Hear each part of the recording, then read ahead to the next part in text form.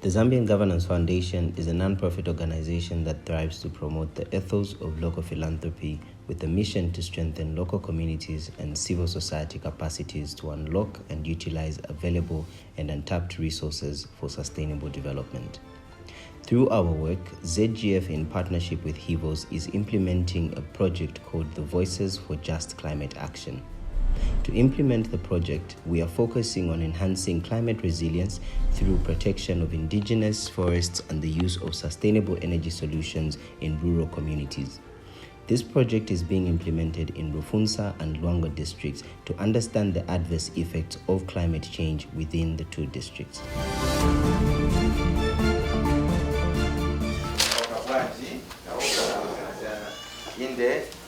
Ifitatoka ku Zambian Governance Foundation kubena ngundi chimanga chilendo kubwera kuno koma mizizi ibiri amene tisebenzera kutoka mu November inontaka karamonga kapena namba 8 ndio kubwera kuno kumalo ine ndine Jackie Kalipenta anachokera kwa Zambian Governance Foundation kabungwe kozi mira keka ka NGO ku Lusaka lelo tameta tibweresa ni program yakuti asogoleri, traditional leaders and local authority kunkara pamozi na ukambisana pankani yo deforestation yosiriza mitengo ipo na kupeza njira yopezeramo njira yabwino yosungiramo mitengo yosameramo mitengo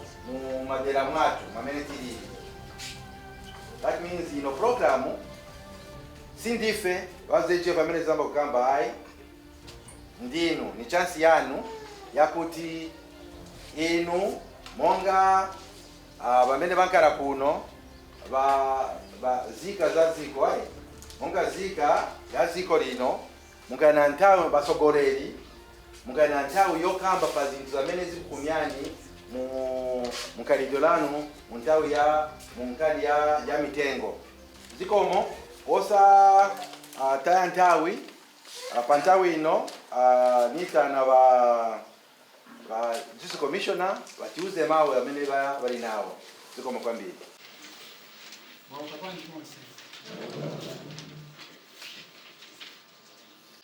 It is my honor and privilege to be accorded this rare opportunity to officiate at this stakeholders engagement meeting in the fight against deforestation and promotion of sustainable forest management.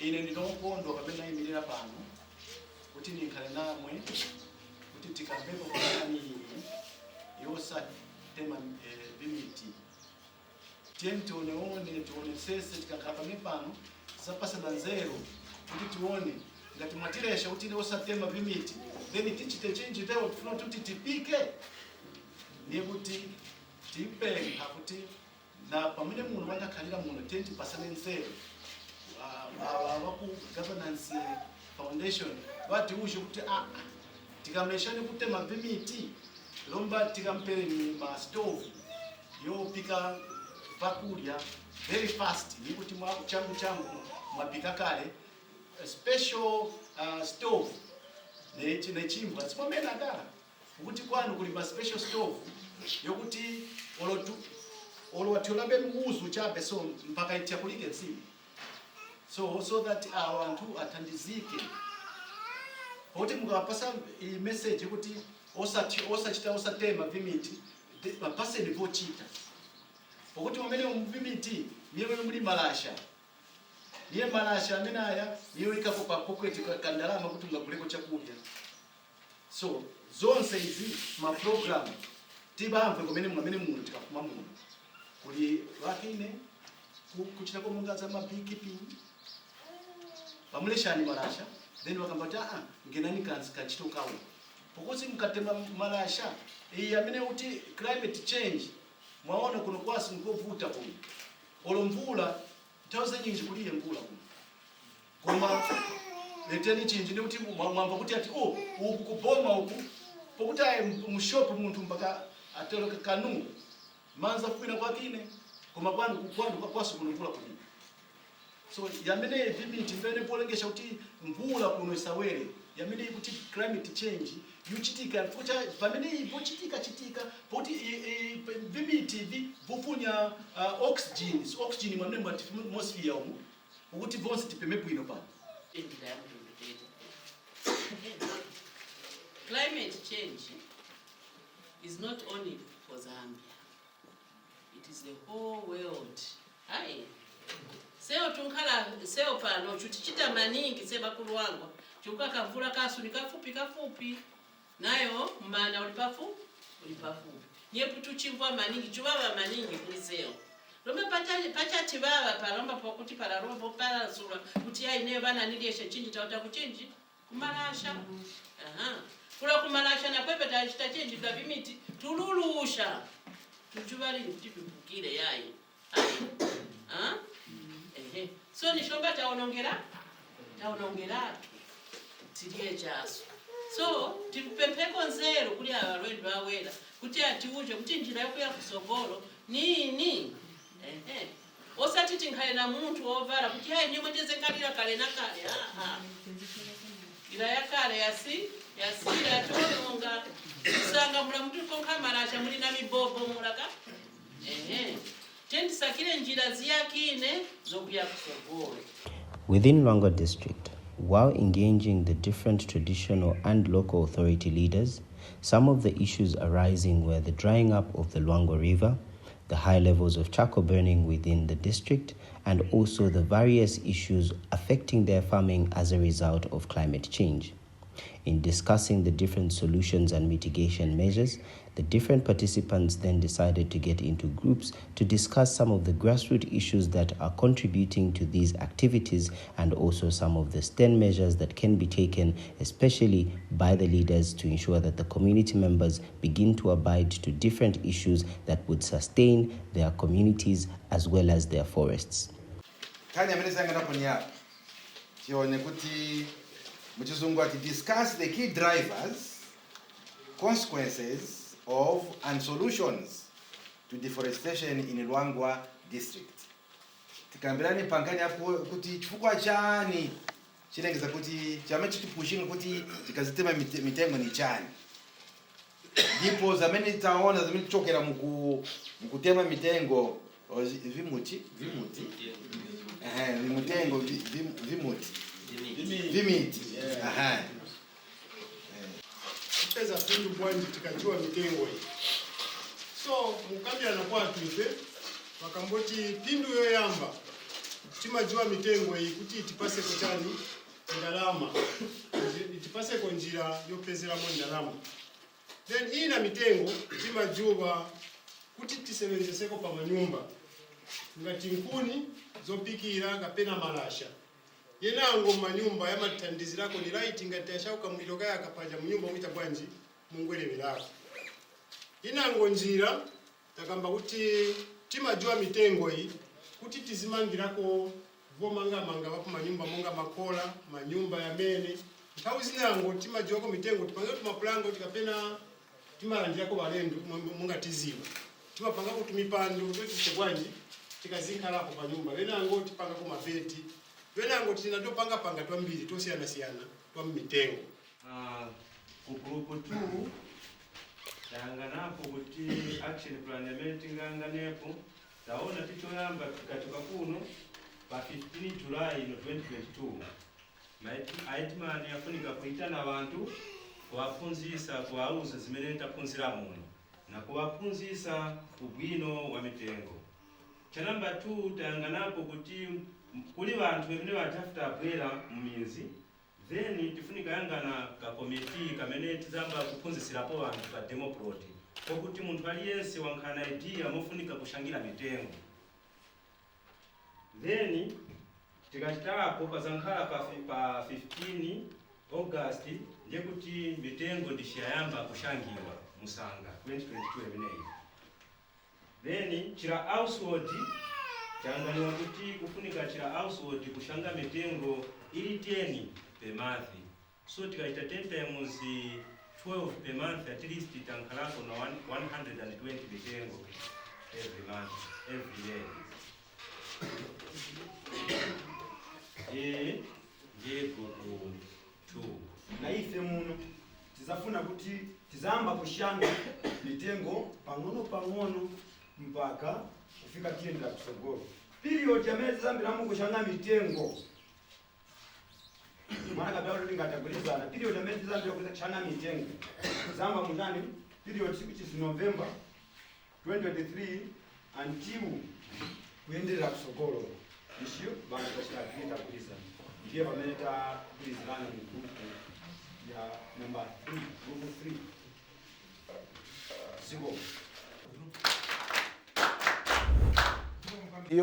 The economy of the district lies only in the fish and mostly charcoal manufacturing. And that's to stop them. You need to give them that alternative. We actually implore our people to stop cutting down of trees because our weather patterns here have been changed because of climate change. Sometimes we experience dry spells, flash floods, dry spells, and completely drought at times. Yeah, and sometimes it gets even to worse. Those that are actually planting in the riverbanks of the Zambezi and the Luangwa, what we call Mambwela, the winter maize, also has been affected by the same. So we need just to encourage them that they should stop the tree. Then we have enough rainfall. With the stopping of cutting down on trees, then we not affect the climate change. Then we have enough rainfall and we'll be able to sustain ourselves through planting of maize and the rest of the crops that we are able to harvest here.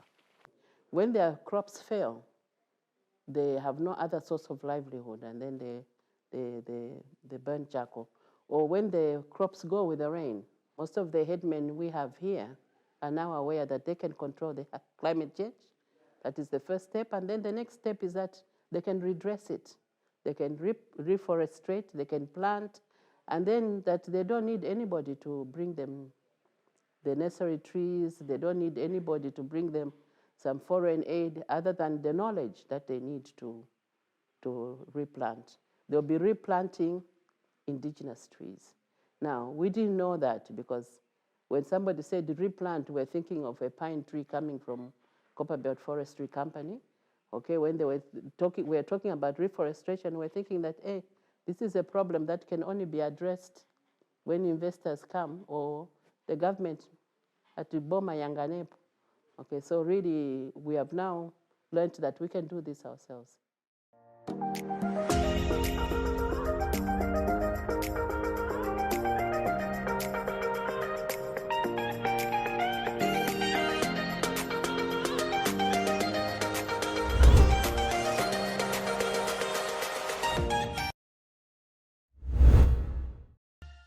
In Rufunsa District, the local authority leaders as well as the traditional leaders did call upon various stakeholders to begin to work with the communities in order to address issues of climate change.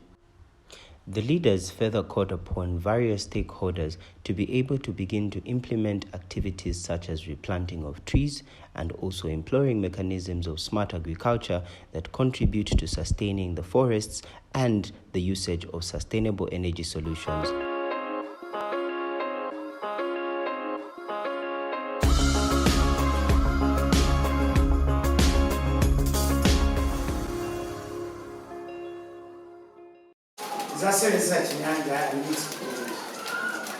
First of all, I would like to be very grateful to the team, that is the Zambian Governance Foundation, for calling this meeting to come and so that we can discuss things pertaining to climate change.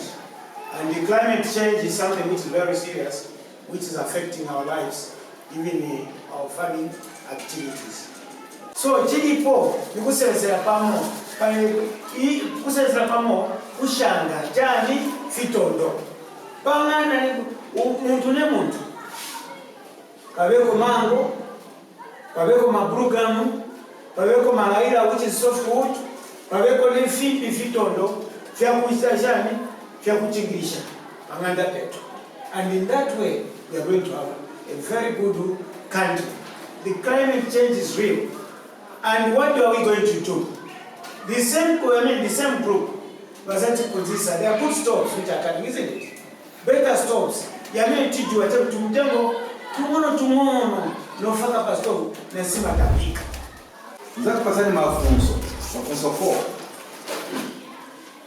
Aya question tizayanga netizakwera kuno na kukamba na kuta present zamene takambisana kuja. So kupyorera kuri tuzaza mizemo amene kutizanga da 3 ngati 4 means that means tizanga maguru ya 3 ayi mzanga 4 fika number 3 group mzanga nayo koma ma questions ametili nayo ni haya. Question number 1 ni yakuti ubwino wa mitengo ni chani. Hai, ndabira question number 1 hai. Ubwino wa mitengo ni chani. Fuka chani kwenye mitengo. Ubwino wa mitengo ni chani. Question number 1. Tika mukuru wamentiri tizakambirana na kana ubwino wa kana na chani na mitengo ni chani. Question number 2 ni yakuti chifukwa chani chamene tijubira mitengo. Apa tingalo masuka ose pesa chili chonse. Kaona ubwino wa mitengo ni chani. Then takamba chifukwa chani tumajubira chani mitengo. Kulingana na mafunzo yetu pasiwa ya namba 1 ni kama hizi ubwino wa mitengo mchana na ndio shortcut.